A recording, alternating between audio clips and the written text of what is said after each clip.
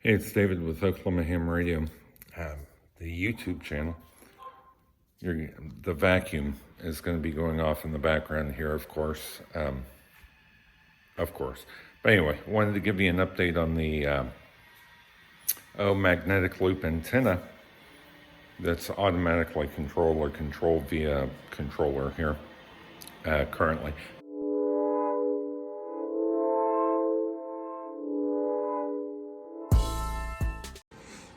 So this is a loop antenna with my control box. I've got a balun at the top. It's just a 1-to-1. And then my loop. Now, this piece, the actual antenna piece, may look large, but that's because I'm double looping and I have to take into account the overall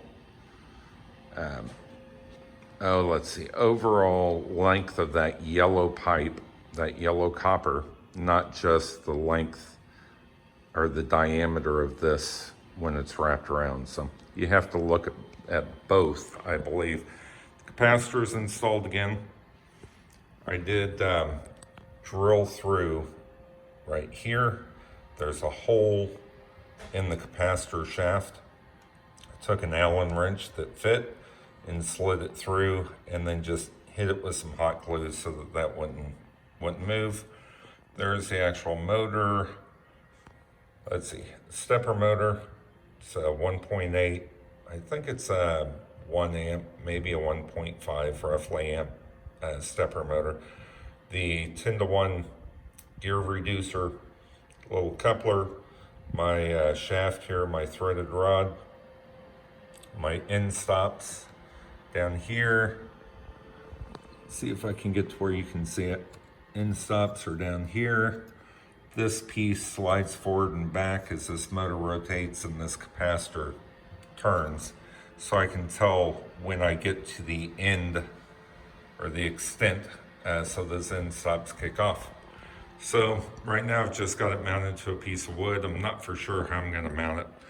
The other thing I did was 3D printed these pieces to provide somewhat consistent spacing around.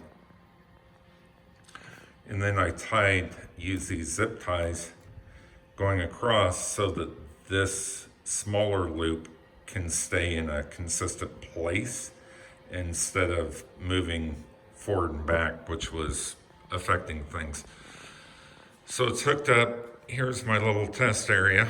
I've got my Rig Experts RR35, and I've got my little controller here. In the controller, there's a lot of wires, but I don't have the SWR.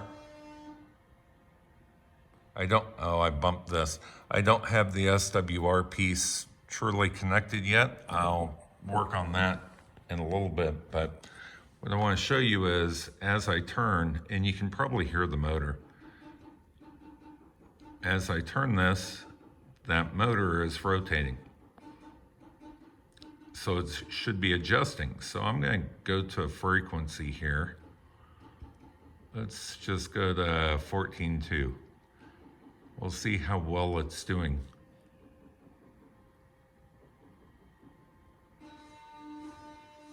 That you just heard is a backlash adjustment. So we're at 14.199. Let's see how well it does here. So let's turn on the Rig Expert. And go to an SWR chart. Zoom out so we can see where we're at here and let it scan real quick. Okay, so the dip's there. Oops. Zoom in and see where that is. Hard to do this through a camera. SWR is pretty high there. But let's see where we're at. We're at 14, so 3.3 at 14, 261. This is at 14. So let's go ahead and zoom in a little more. slide over and let it do its scan again. All right, so I've got higher SWR today than what I was seeing last night. Let's move this back to 14.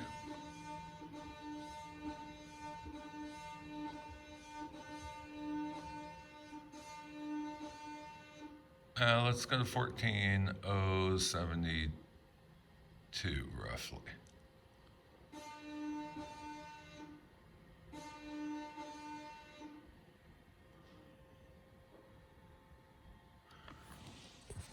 And let's see what the rig expert says. So you can see it definitely moved.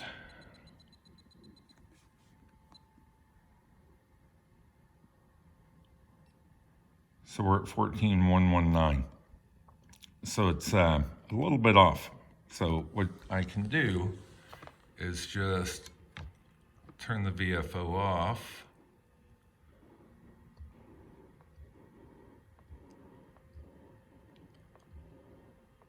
Let's slide that down a little bit and see.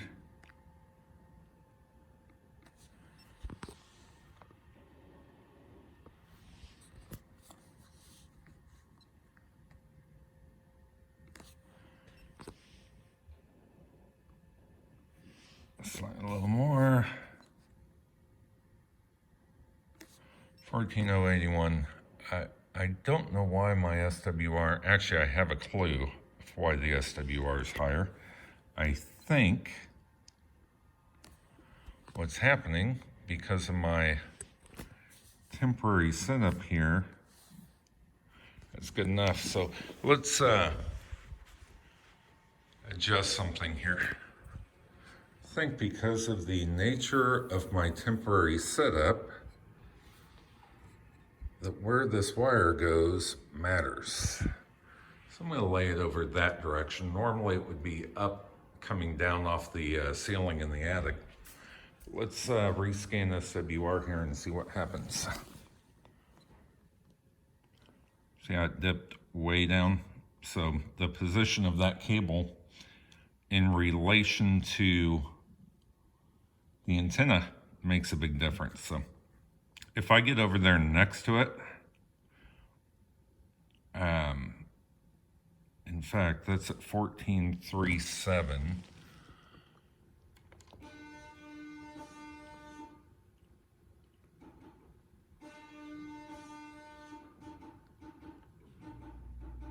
Let's go up to 14,1 and see what we end up with now.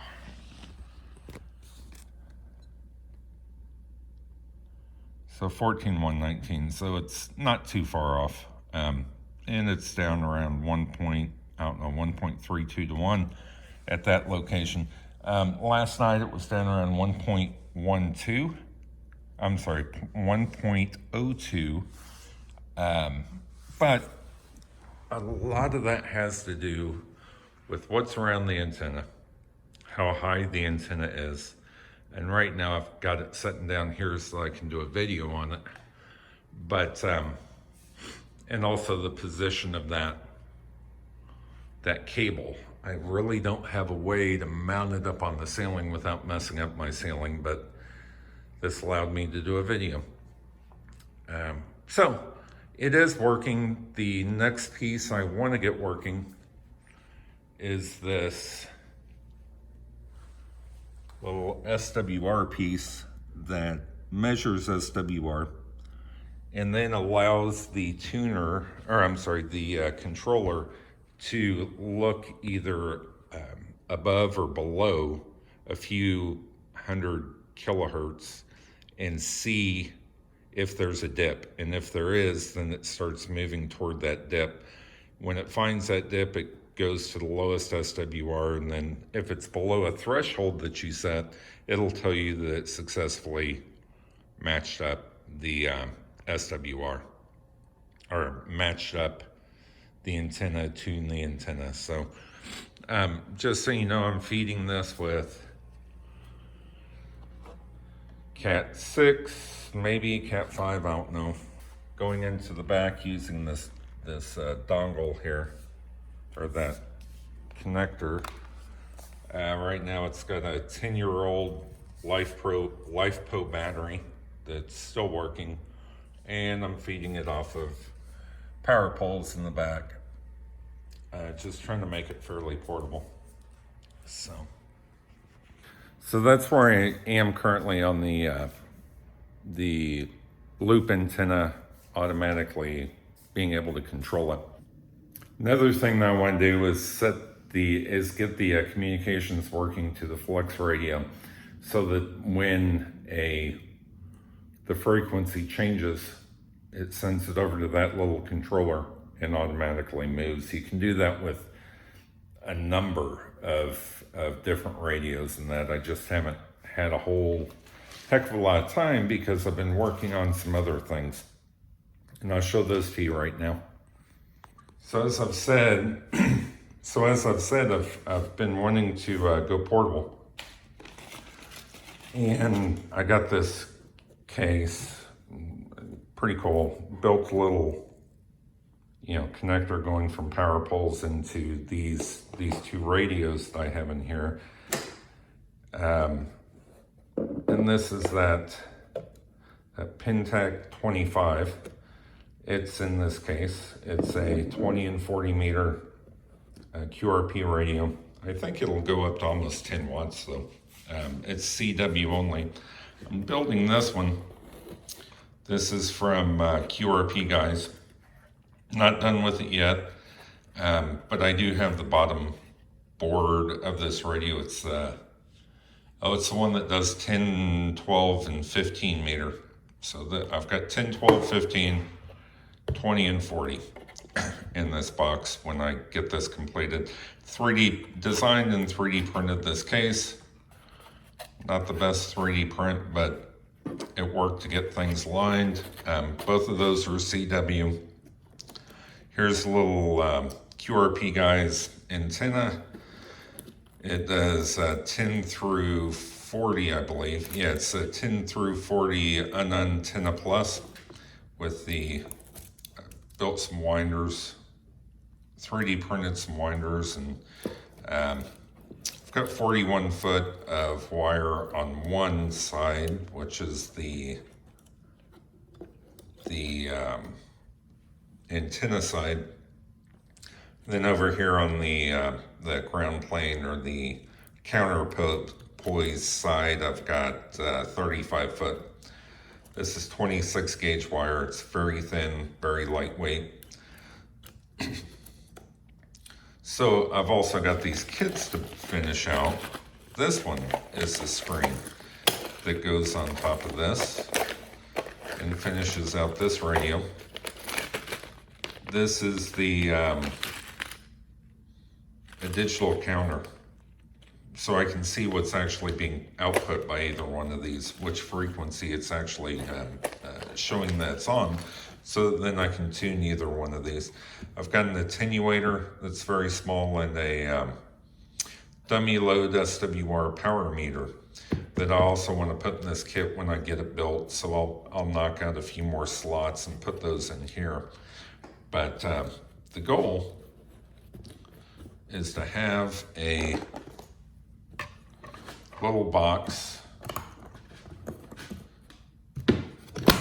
that I can just grab, take with me out to POTA. I do have that battery that I'll also have to grab, take with me, but my goal is to have everything in this nice little case that's lightweight. I can take it, set it in the car, know that I've got everything I need. Also have this balun. It's a 1-to-1 that I'm gonna put, replace this one that I have at the top of that magnetic loop. I don't think this balun's doing a perfect job. So that's why I've been up to building kits and just trying to get things wrapped up a little bit. I've got too many projects going on and I want to get some of them wrapped up. There was an issue with the Pintec TR25. that I received. The optical encoder was not changing frequencies. So I contacted John, WA3RNC, I believe his name's John, and he did reach out to me immediately. I shipped that radio to him on the July 4th weekend, and he took a look at it and identified that the top board of that radio was not the correct board for that optical encoder. And he fixed that and shipped it back to me. There was also a problem with the BNC connector. He said that the soldering on it was not strong enough, so he resoldered that very thoroughly. And let's see, he got it back in the mail. It was July 4th when he or maybe the 5th. It was the 5th when he finished up the fix of putting the correct components on there, on that top board for that optical encoder. And he shipped it back to me. Plugged it in, tested the receive on it, worked great. Tested the transmit into a dummy load, worked great.